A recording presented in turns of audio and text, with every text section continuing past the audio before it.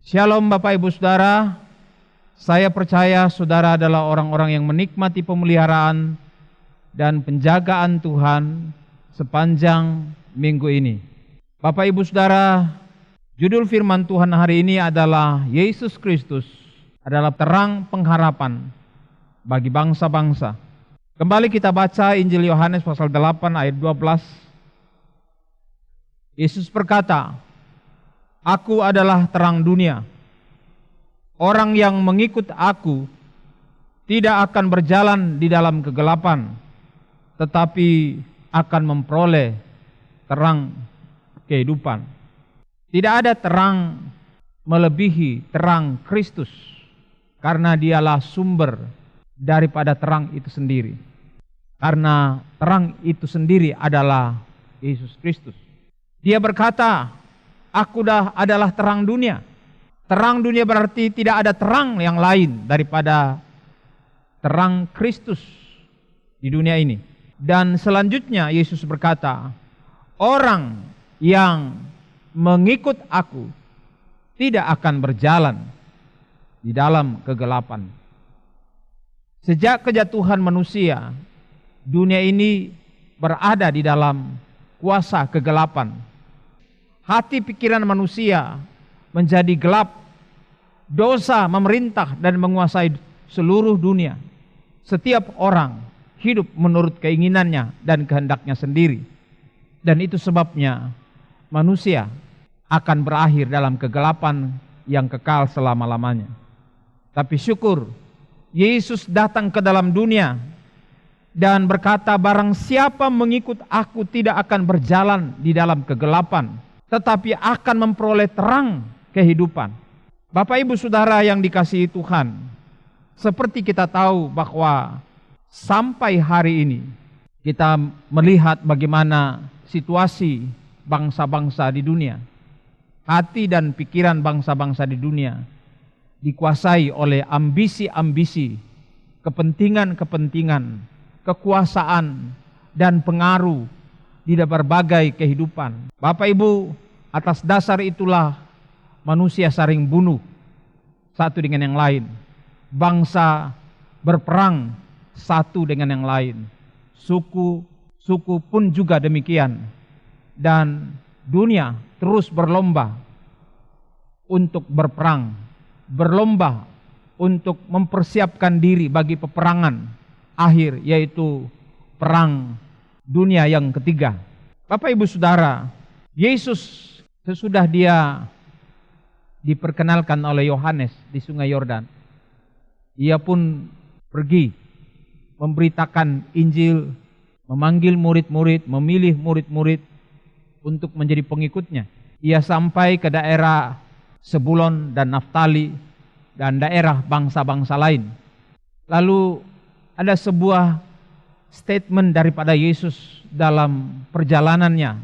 Di dalam Matius pasal 4 ayat 16, firman Allah berkata bahwa bangsa yang hidup di dalam kegelapan telah melihat terang yang cemerlang. Bagi yang diam di dalam negeri kegelapan maut telah terbit cahaya terang.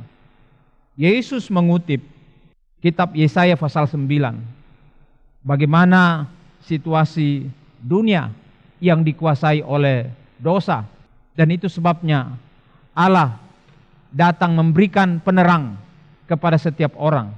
Banyak ajaran-ajaran agama yang memberi pencerahan-pencerahan, tetapi puncaknya daripada pengajaran-pengajaran yang memberi pengharapan yang pasti adalah hanya ada di dalam Yesus Kristus. Karena firman Tuhan berkata bahwa aku adalah terang daripada dunia ini. Siapa yang berjalan bersama aku, siapa yang mengikut aku, ia tidak akan berjalan di dalam kegelapan, tetapi akan berjalan di dalam terang yang membawa dia kepada kehidupan yang lebih baik, kehidupan yang kekal selama-lamanya. Sakaria, ayah dari Yohanes, ketika melihat Yohanes itu lahir, Sakaria bernubuat dengan pujian di dalam Lukas pasal 1 ayat 78. Oleh rahmat dan belas kasihan dari Allah kita, dengan mana Ia akan melawat kita, surya pagi dari tempat yang tinggi. Demikianlah Ia memberikan terangnya kepada semua orang yang hidup di dalam kegelapan dan ketakutan. Ia membimbing kita pada jalan yang menuju kedamaian. Inilah yang dikatakan oleh Sakaria, menubuatkan tentang lahirnya Yesus Kristus kemudian setelah lahirnya Yohanes. Bapak Ibu Saudara yang dikasihi Tuhan, untuk kondisi sekarang kita tahu seperti apa dunia sedang berkembang sedemikian rupa. Ambisi dan kepentingan-kepentingan manusia semakin hari semakin memuncak, dan dosa keegoisan manusia pun juga semakin memuncak. Tapi percayalah bahwa ada rahmat Tuhan tersedia bagi saudara, tersedia bagi setiap suku, kaum, bangsa, dan bahasa yang mau datang kepada terang Tuhan, yang mau menjadi pengikut Yesus. Ia akan melihat terang daripada Tuhan. Ketika saudara masih dikuasai oleh dosa dan tidak dikuasai oleh terang Tuhan, hidup saudara gelap, pikiran saudara gelap, jalan hidup saudara gelap, segala sesuatu yang saudara kerjakan dikuasai oleh kepentingan-kepentingan pribadi yang pada akhirnya akan membawa saudara kepada kematian kekal, kebinasaan kekal, kegelapan yang kekal. Tetapi puji Tuhan bahwa di dalam Lukas pasal 1 ini, Sakaria mengatakan, Ia memberikan terangnya kepada semua orang yang hidup di dalam kegelapan dan ketakutan, dan membimbing kita pada jalan yang menuju kedamaian. Apa yang saudara cari dalam hidup saudara? Pasti saudara merindukan damai, sejahtera, sukacita di dalam hari-hari hidup saudara, baik di dunia maupun setelah saudara meninggalkan dunia ini. Bapak Ibu Saudara yang dikasihi Tuhan, di tengah-tengah dunia yang penuh dengan kegelapan saat-saat sekarang ini, Tuhan memberikan pengharapan kepada saudara. Orang-orang yang percaya dan mengikut Yesus, seperti kata Yesus di dalam Yohanes 8 ayat 12, orang yang mengikut aku tidak akan berjalan di dalam kegelapan, tetapi akan memperoleh terang kehidupan. Di mana posisi saudara ketika saudara mengikut Yesus? Di mana posisi saudara ketika saudara berjalan di dalam terang Tuhan? Dalam Yesaya pasal 60, mulai dari ayat 1 dan seterusnya, dijelaskan tentang posisi gereja Tuhan di antara bangsa-bangsa. Ketika gereja Tuhan menikmati semua yang dirancang oleh Tuhan di dalam dunia ini. Yesaya 60 ayat 1 berkata, bangkitlah, menjadi teranglah, sebab terangmu datang, dan kemuliaan Tuhan terbit atasmu. Sebab sesungguhnya kegelapan menutupi bumi, dan kekelaman menutupi bangsa-bangsa. Tetapi terang Tuhan terbit atasmu, dan kemuliaannya menjadi nyata atasmu. Saudara yang dikasihi Tuhan, firman Tuhan berkata kepada kita, bangkitlah. Kenapa saudara harus bangkit? Karena saudara adalah pengikut Yesus. Jangan saudara minder dengan kehidupan ini. Jangan saudara menjadi patah semangat menghadapi kehidupan. Jangan saudara menjadi tidak percaya diri dengan kehidupan yang sedang saudara hadapi.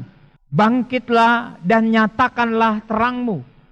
Saat-saat ini gereja Tuhan merasa sudah cukup berada di dalam gedung gereja. Sudah cukup memuji dan memuliakan Tuhan dan menikmati keselamatan seperti para murid yang berkumpul di ruang tertutup karena ketakutan. Mereka tidak berani keluar dan bersaksi tentang iman mereka karena mereka tidak yakin pengharapan mereka di dalam Kristus. Mereka berpikir bahwa Yesus yang mereka ikuti selama ini telah mati. Bapak Ibu Saudara, Percayalah bahwa Yesus telah bangkit. Murid-murid juga pada waktu itu belum tahu bahwa Yesus bangkit. Pada hari ketiga, tepatnya pada hari Minggu, Yesus bangkit dari kematian. Kuburnya telah menjadi kosong. Ini menunjukkan kepada para murid bahwa Yesus benar-benar hidup. Bahwa Yesus benar-benar sumber pengharapan. Bagi nabi-nabi, bagi manusia ada kuburnya. Tetapi Yesus juga ada kuburnya. Tetapi hanya bekas kubur. Tidak ada tulang belulangnya di sana. Ia telah bangkit. Karena ia adalah terang bagi semua orang. Sepanjang masa. Dari dunia sampai ke dalam kekekalan. Bapak ibu saudara yang dikasihi Tuhan. Yesus menunjukkan kepada mereka ketika Yesus tiba-tiba hadir di antara mereka. Dan menyatakan damai sejahtera bagi kamu. Yesaya mengajarkan kepada kita, bangkitlah, menjadi teranglah, keluarlah dari zona nyaman yang engkau nikmati sebagai orang Kristen. Yang berpikir, cukup saya ada di dalam gedung gereja dan tidak perlu menyatakan terangku kepada semua orang. Kalau memang engkau punya terang, engkau tidak akan menutupi terang saudara dengan kepentinganmu sendiri, keselamatanmu sendiri. Tetapi engkau akan membawa terang itu kepada orang-orang yang belum mendapatkan terang. Supaya orang yang hidup dalam kegelapan menerima terang daripada Tuhan melalui kehidupanmu. Itulah tujuan saudara diciptakan di dalam Kristus Yesus. Terang Tuhan akan menjadi nyata kepada semua orang ketika engkau membawa terang Tuhan kepada setiap orang. Kemuliaan Tuhan terbit atasmu ketika engkau menyatakan kemuliaan Tuhan, kuasa Tuhan, kasih Tuhan, kebenaran Tuhan kepada semua orang yang ada di sekitar kehidupanmu. Kenapa saudara? Karena dunia sedang menantikan engkau. Kegelapan sedang menantikan engkau. Ayat 2 Yesaya berkata, sebab sesungguhnya kegelapan menutupi bumi dan kekelaman menutupi bangsa-bangsa. Saudara perhatikan bangsa-bangsa yang terus bersaing satu dengan yang lain. Setiap keluarga bersaing satu dengan yang lain. Setiap pribadi bersaing satu dengan yang lain. Siapa yang paling baik? Siapa yang terbaik? Siapa yang paling hebat? Siapa yang paling kuat?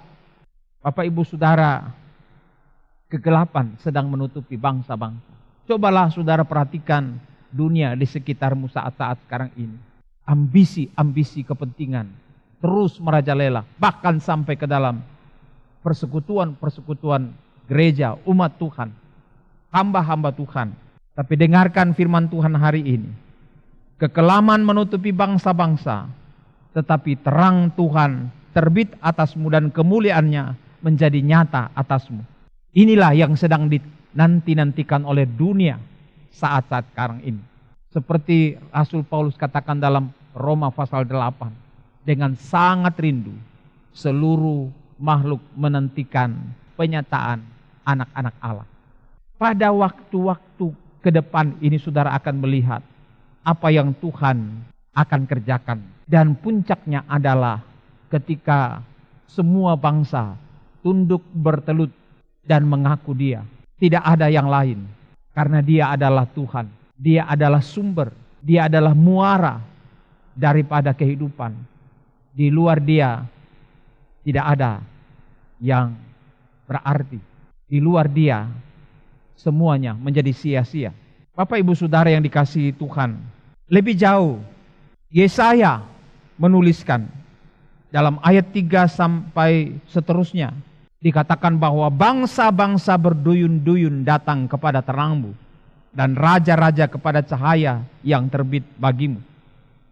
Ayat 9, sungguh akulah yang dinanti-nantikan pulau-pulau yang jauh.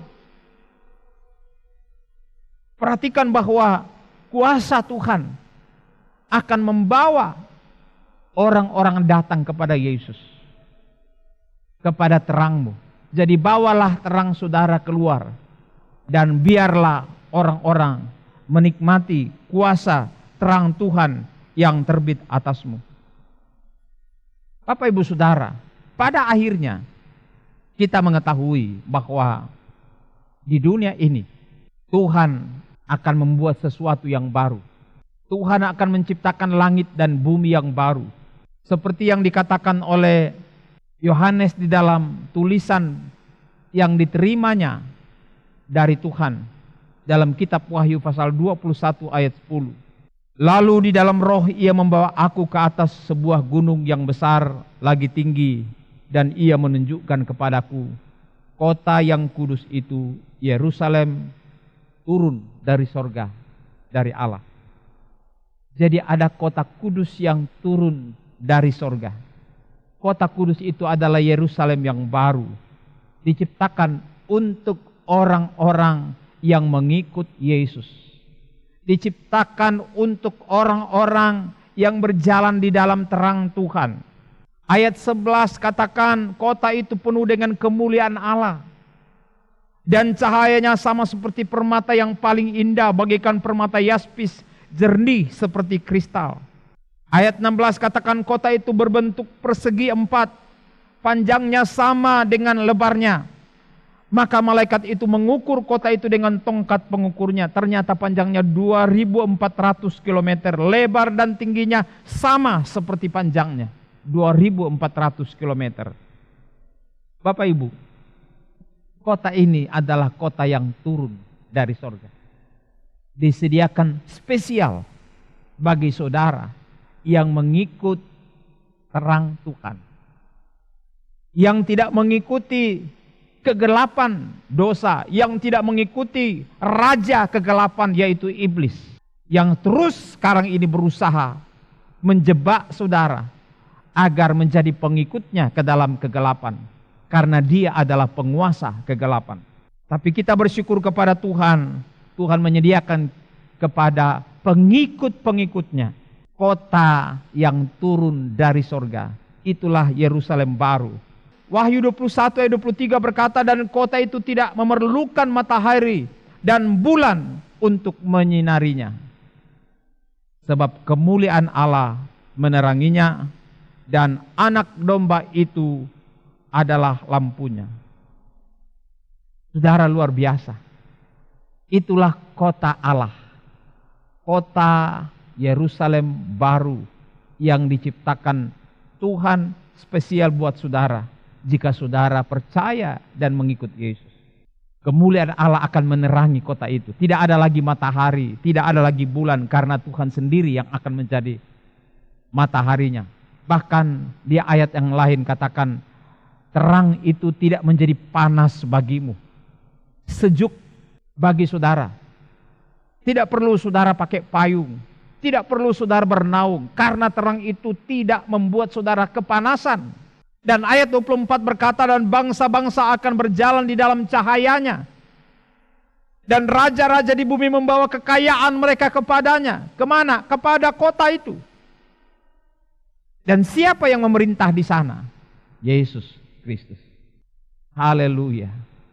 Bapak Ibu Saudara, percayakah saudara bahwa Yesus adalah pengharapan untuk saudara memasuki kota yang mulia? Ada lagu lama berkata begini, oh Yerusalem, kota mulia, hatiku rindu ke sana. Tak lama lagi Tuhanku datanglah, bawa saya masuk sana.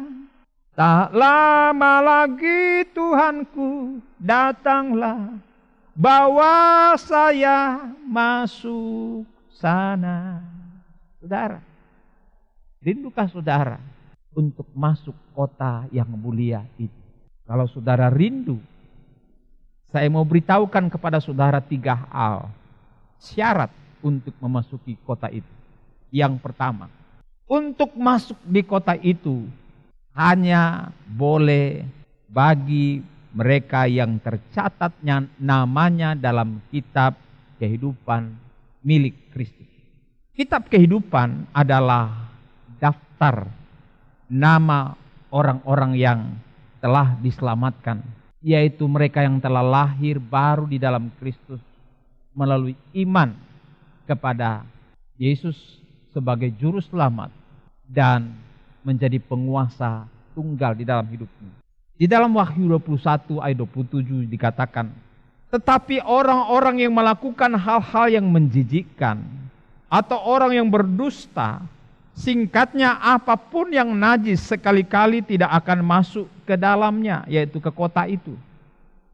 Yang akan masuk hanyalah orang yang namanya tertulis dalam buku orang hidup, buku anak domba itu.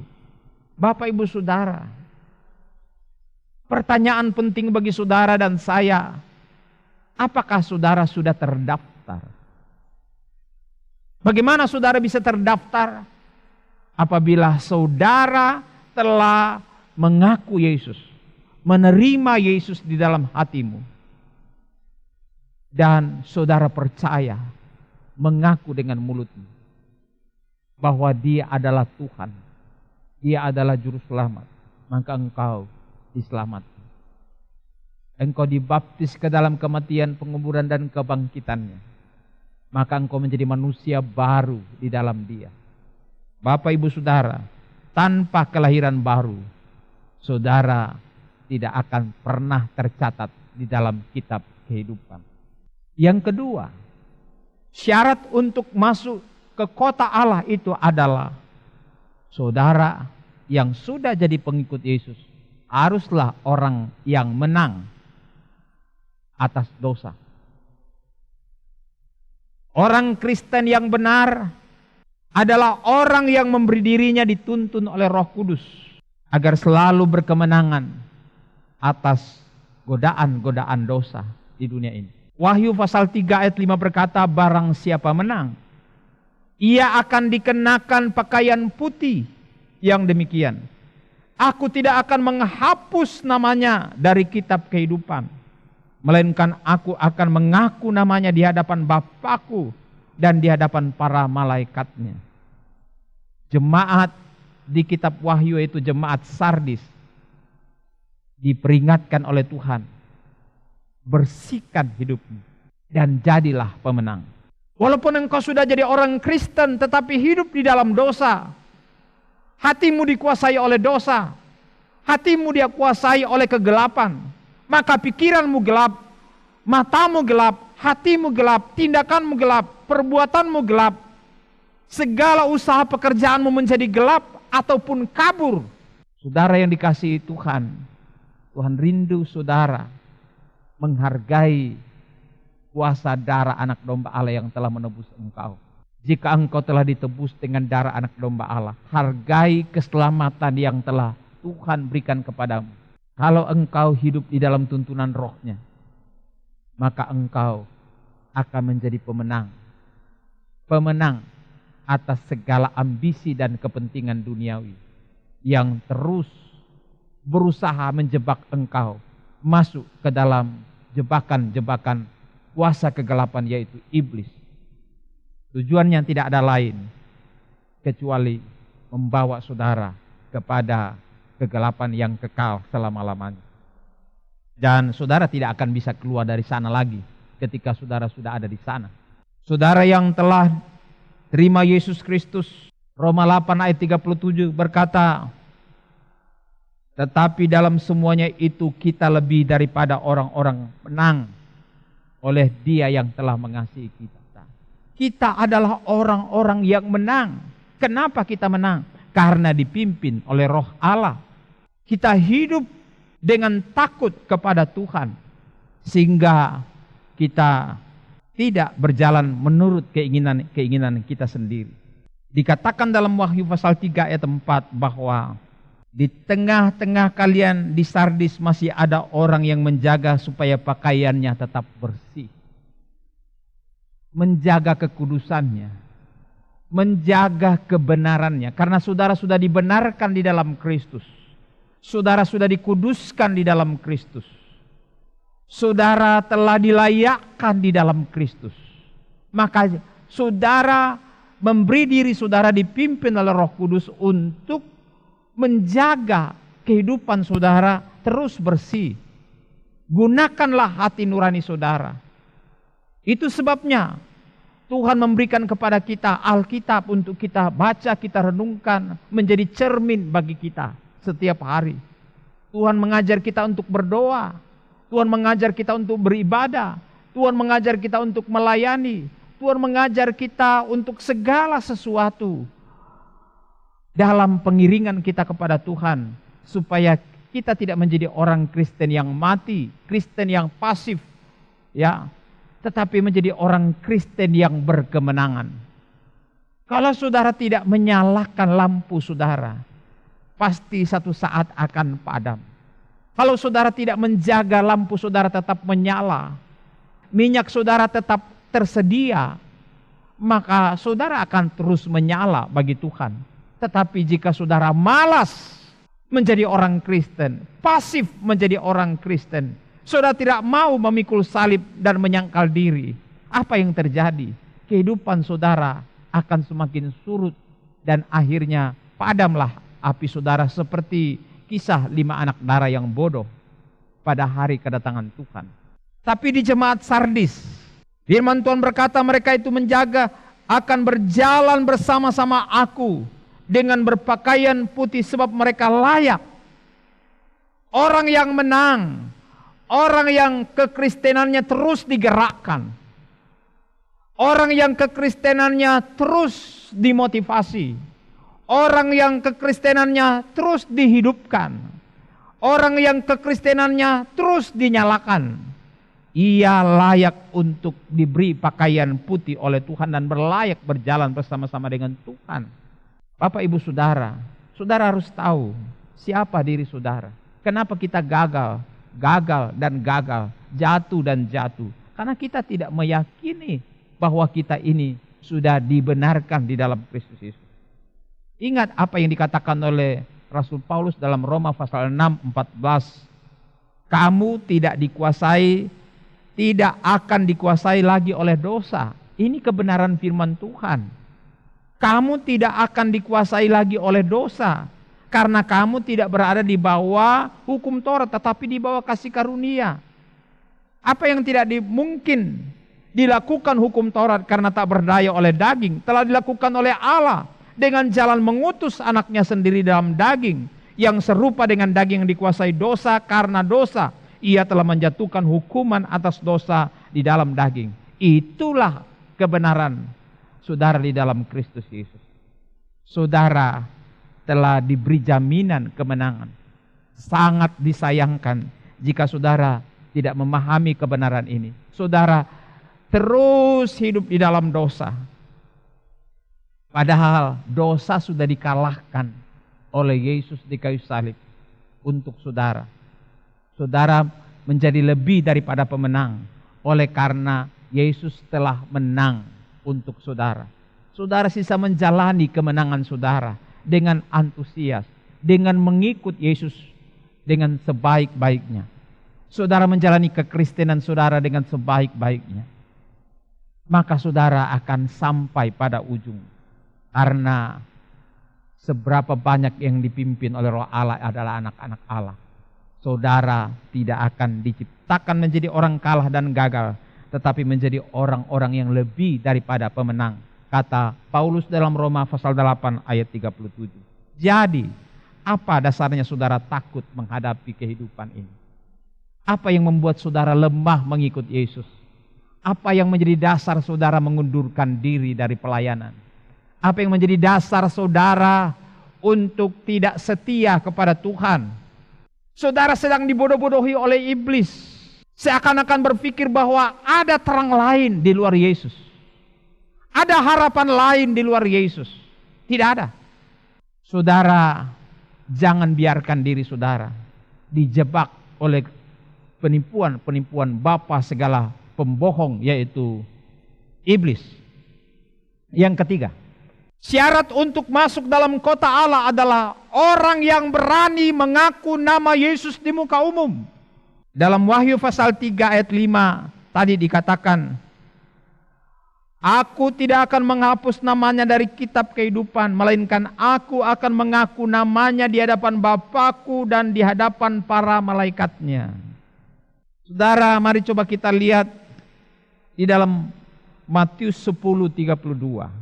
Jangan sampai saudara berkata saya adalah milik Tuhan, tetapi saudara pasif menjadi orang Kristen. Terang saudara tidak jelas, padahal saudara adalah terang Tuhan. Ayat 32 dari Matius 10 katakan, barang siapa mengakui di depan umum bahwa ia pengikutku, aku pun akan mengakui dia di hadapan Bapakku di sorga. Ayat 33, tetapi barang siapa menyangkal di muka umum bahwa ia pengikutku, aku pun akan menyangkal dia di hadapan Bapakku di sorga.